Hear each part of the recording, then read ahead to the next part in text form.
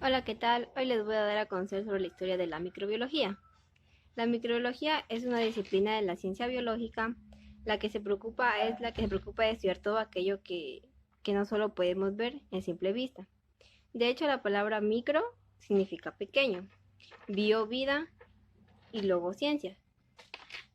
En esta imagen nosotros podemos observar los microscopios que utilizó Robert Hume para observar las primeras células o celdillos que observó Robert Hooke en la corteza de borde del ancho del corcho.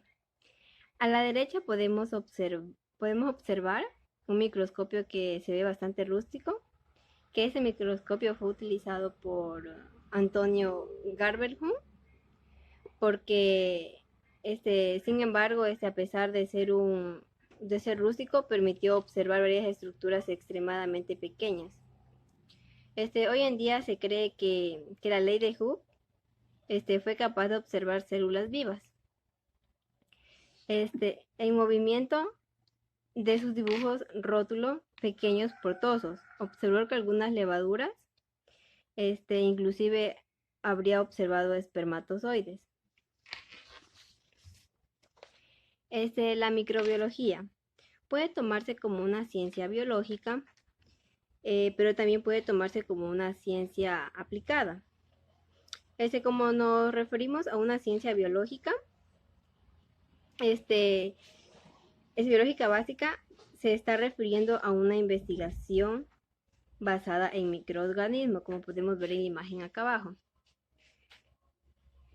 Y cuando hablamos de la ciencia biológica aplicada, podemos ver a la medicina, como a todo aquel que relaciona con patógenos en una agricultura.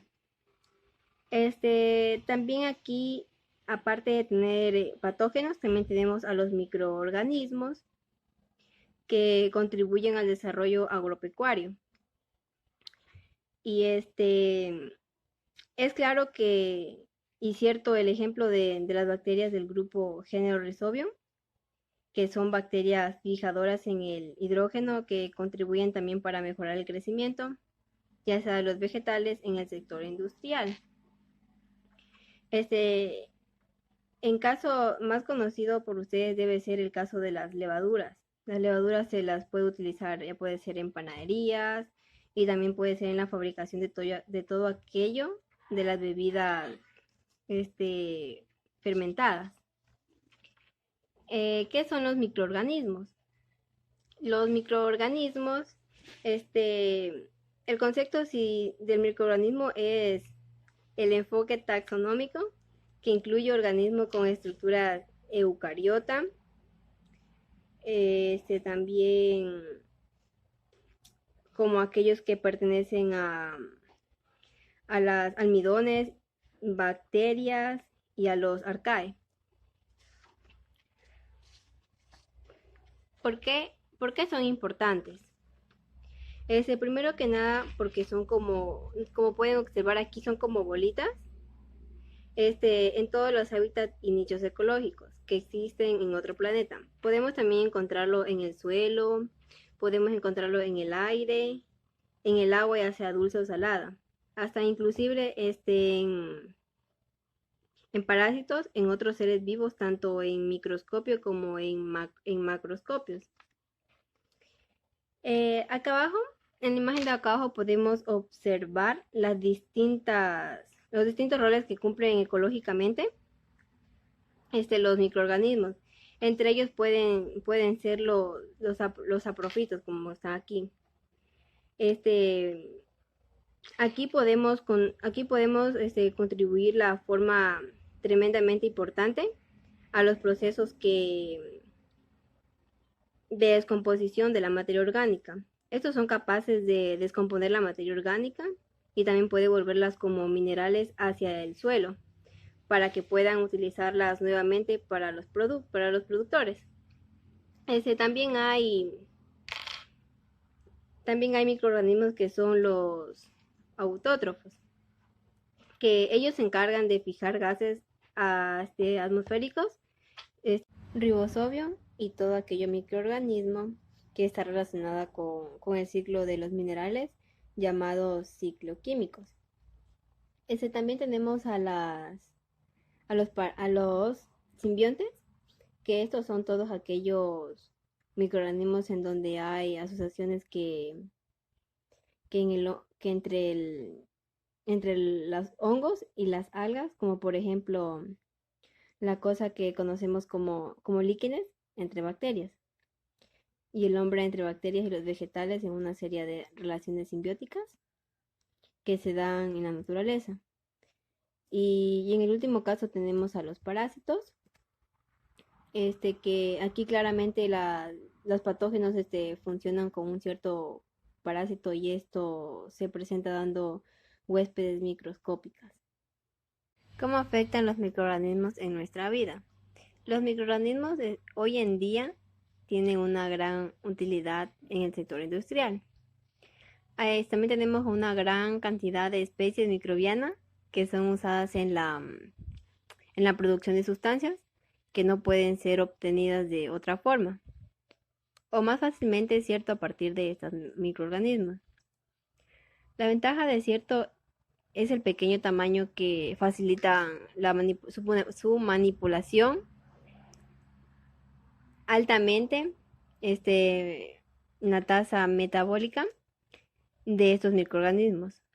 La posibilidad de cultivar esta gran escala de reactores en la estabilidad genética que presentan como seres vivos.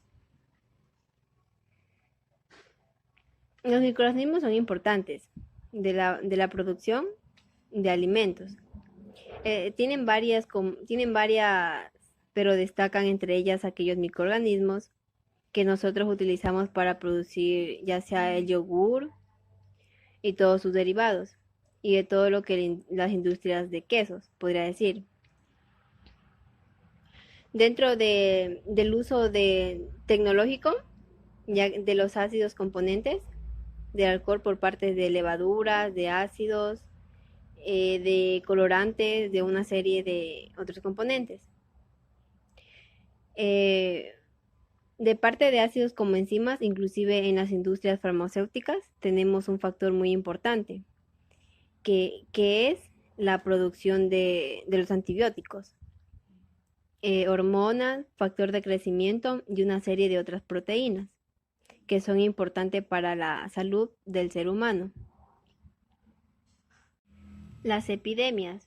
Lamentablemente también tenemos los microorganismos que son conocidos por producir grandes epidemias a lo largo de la historia de la humanidad, que inicialmente, por desconocimiento, habían sido atribuidos a hechizos, también a inclusive a magia negra.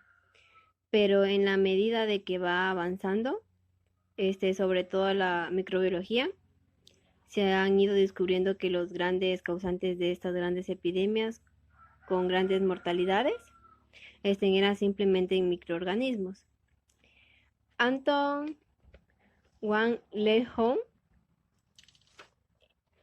Ahora, cierto, vamos a revisar algunos antecedentes relacionados.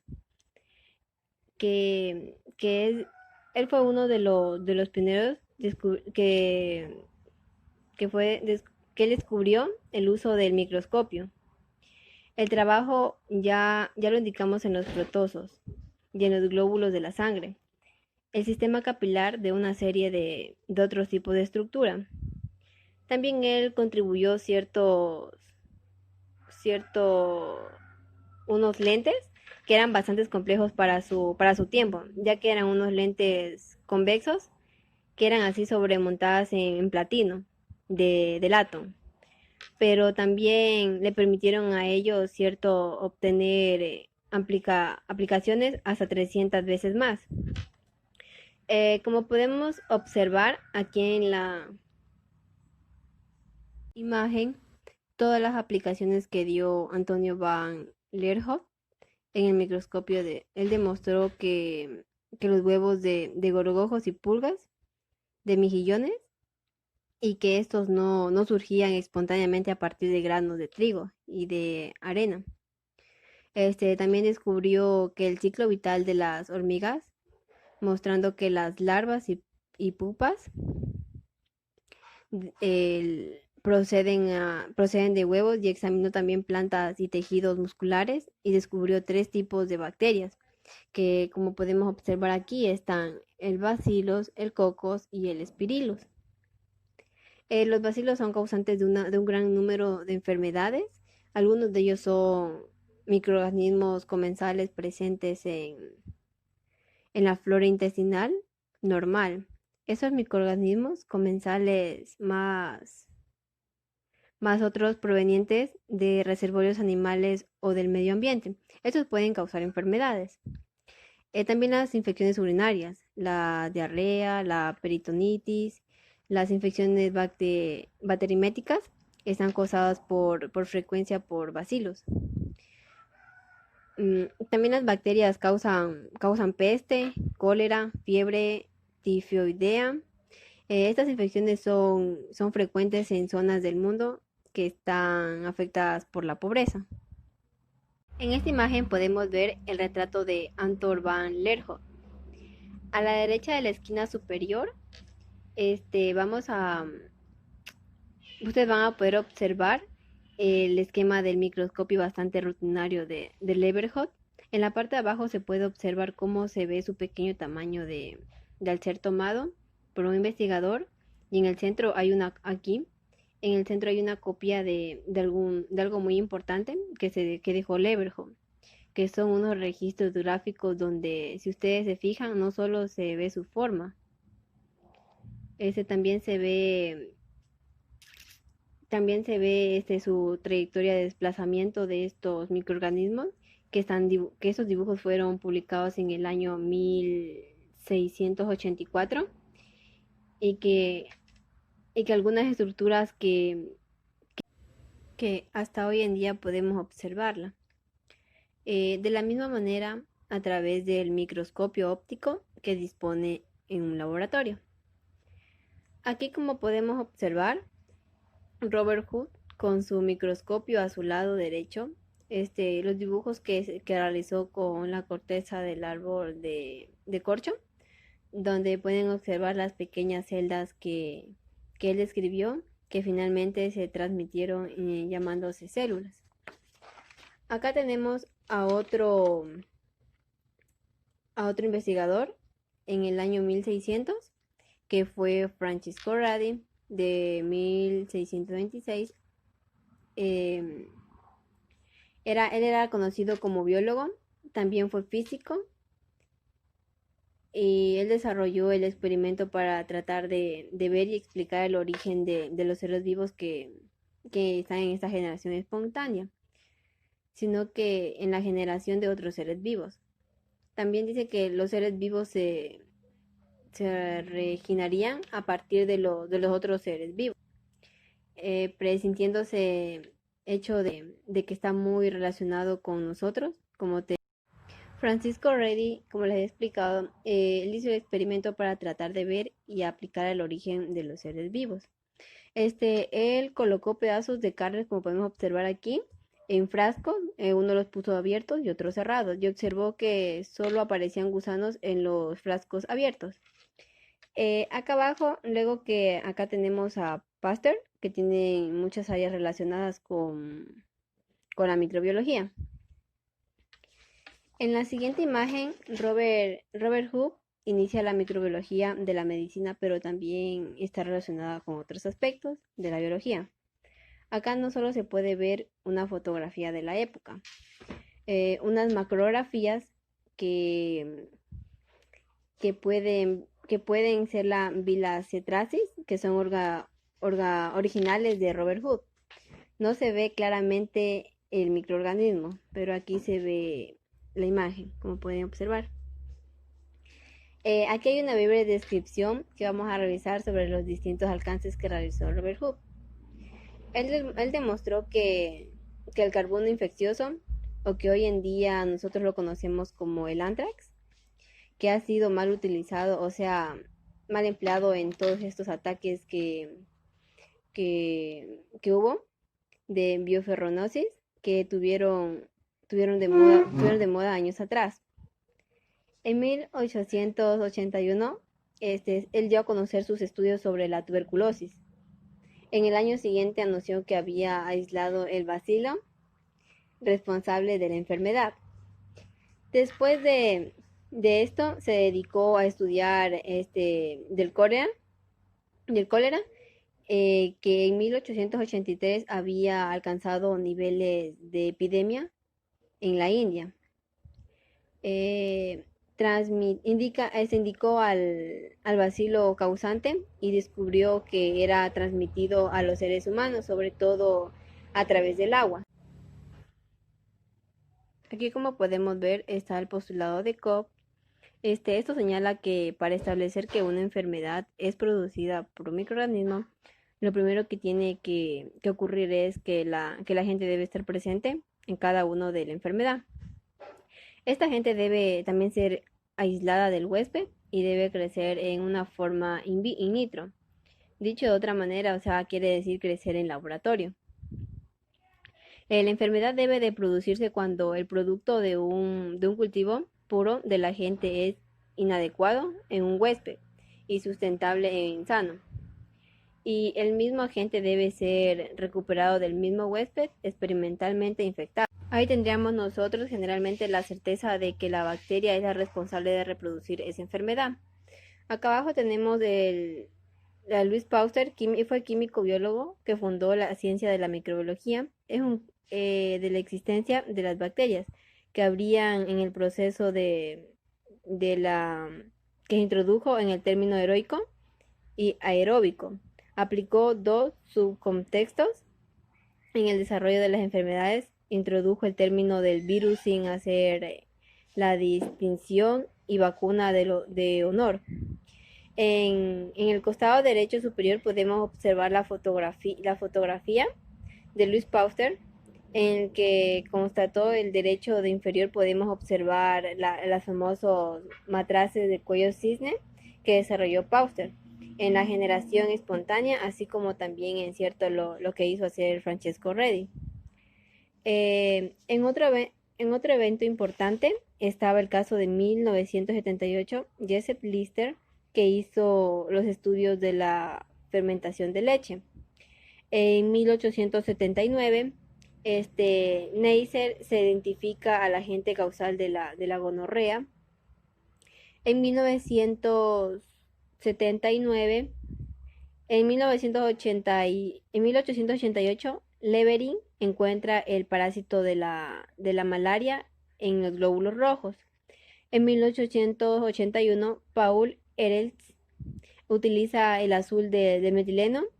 Todo esto hace importante a la microbiología. En el siglo XX empiezan a desarrollar algunos conceptos importantes en la microbiología, como son las aerobiosis y anaerobiosis. En 1938 se observaron por primera vez el virus gracias a la invención del microscopio electrónico. Hay que recordar que en la microbiología, como cualquiera de las ciencias biológicas, normalmente los grandes descubrimientos están precedidos por avances tecnológicos importantes en él para poder descubrir los virus. Es necesario primero que nada desarrollar el microscopio electrónico. Luego, en la década de 1960 y 1970 se descubren numerosos virus que se determinaron ciertas características físicas y químicas. Aparecen las diversas técnicas innovadoras. Como podemos observar en la imagen de abajo, tenemos a Alexander Fleming, que él descubrió algunas colonias y licencias de grupos Haurus que son destruidos por crecimientos del hongo peninsulín, y que ahí comienza a extraerse ciertos compuestos activos, que es la penicilina, y se inicia esta era de la penicilina, que hasta hoy en día es utilizada como un antimicrobiano que es importante para el hombre. Aquí podemos ver la secuencia del RNA, que es ribosoma. Esto permite descubrir el dominio arcae o reducir. Antiguamente era conocida como parte de las bacterias, como el reino monera. Hoy el reino monera se divide en el dominio arcae y en el dominio bacteria, y esto solamente fue posible gracias a esta secuenciación del ARN ribosomal. En la siguiente imagen podemos ver que este análisis del ARN ribosomal Hoy en día nosotros hablamos de tres dominios que forman la vida. Tenemos al dominio eucaria-eucariota, donde están todos los organismos formados por células eucariota, y dentro de los procariotas tenemos dos dominios que están separados del dominio eucarabacteria, donde están todas las bacterias típicas que nosotros conocemos, y en el dominio arcae tenemos donde están todos los microorganismos que por lo general son habitantes exterófilos que viven en extremos de mucha sal, con mucho calor, o con mucha acidez y con mucho metano. Esto hace cierta parte que sean casi clasificados en un dominio distinto. Acá podemos ver el microscopio. Como ya lo habíamos señalado, este es un instrumento que nos permitió a nosotros observar todo el mundo microbiano. El ojo humano tiene un límite de resolución cercano a los 0,2 milímetros. Acá abajo podemos observar el microscopio rudimentario, donde fueron nuestros primeros microscopios. Algunos prácticamente parecen a unos adornos, pero claramente para la época eran instrumentos extremadamente